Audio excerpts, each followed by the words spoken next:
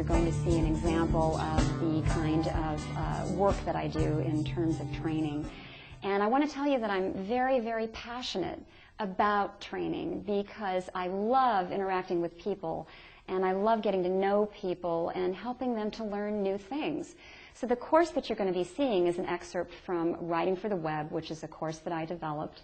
And it's really a lot of fun. There's a lot of interaction, a lot of looking at examples of websites, all sorts of things. People do get very, very involved in the class. And that's just so rewarding for me. I feel that's one of the things that I do best is drawing people out and helping them to learn. So I hope you'll enjoy the tape, and I'll be talking to you soon. So what we're going to do this morning is start off by thinking through what makes web writing unique. What is it about writing for the web that's different than writing for publications? And to do that, what I want you to do is think about, what did you do yesterday? I'm sure you did a lot of things yesterday. How many of you actually went on the web and looked at a website? Look at that, everybody. Okay. And could someone give me an example of what you were doing on the web? Did anyone go to an actual site? Yes, I was. Candace. I was doing some editing and I was looking at a particular style. So you were trying to get an answer about style, and what was that experience like for you? Well, I looked up a few different things. A couple of things I found very easily, but there was one that was a little more subtle and complex that I couldn't find. So you had a good experience, but then not so good. And what was it about not being able to find it? Was it that you couldn't? It was that they wanted you to pay money to get that. Ah. Okay. And then I decided to go different. Okay. Well, the reason that I'm asking these questions is to get you thinking about your own experiences on the web. Because as a web writer, what you need to do is constantly be thinking about your audience. And very often the web can be frustrating when you're looking for information. So it's really important for you as a web writer to make the user comfortable and make their experience as easy as possible. So now that we've talked a little bit about the user and putting yourselves in the shoes of the user, the next step is to really think about who your user is. And so I'm going to hand out a form to you that asks some questions about your user. And it's not just demographically who are they, but also what kind of mood are they in when they come? How much time do they have to look at the site? What sorts of things are they wanting? What would make them stick around and look at the site more? All of these pieces are really important.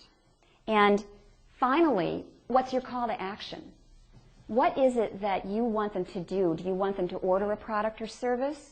Do you want them to call you? Maybe you just want them to find information. But whatever it is, you need to have that big goal in mind. So I'm going to hand out a form and have you take a few minutes to fill it out, and then we're going to talk about it. Okay, now that we've had the chance to talk about your audience a little bit and to really think through who they are, we're going to start talking about identifying your message. What is it that you want to say with your website? And to start that off, I just want you to go along with me on an imaginary trip here.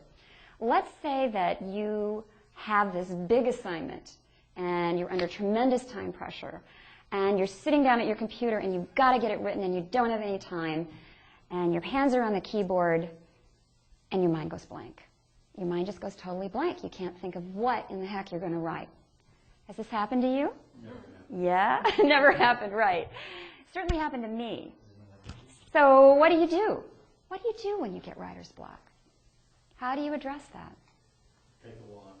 Take a walk. Take some kind of break, right? Yeah. That really... Just get out of the room. Get out of the room, get some fresh air, and then come back. Maybe even sleep on it. That might really help.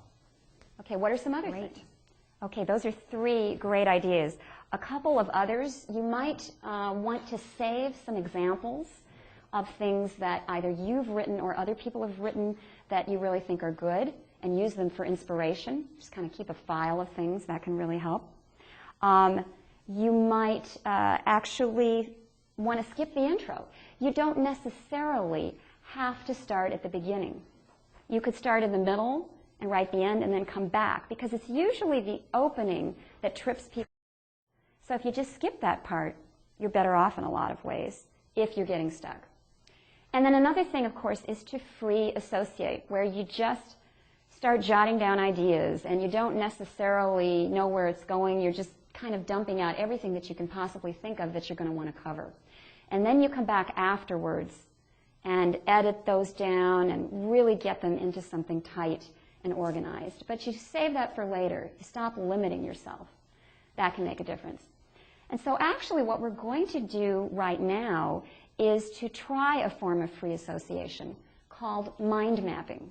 So with mind mapping, you're just taking an idea and maybe putting it in the center of a page, your basic topic in the center of a page or in the center of a flip chart, and generating all sorts of ideas around it, free form. And when you break away from that linear kind of outline, it really does free you up to think more creatively. Then later on, you can go through, you can eliminate ideas, you can tighten things up, you can structure it into a more conventional outline. So that's the basic concept, and what we're going to do now is a little exercise where I'm going to break you into groups, and you're actually going to do some mind mapping.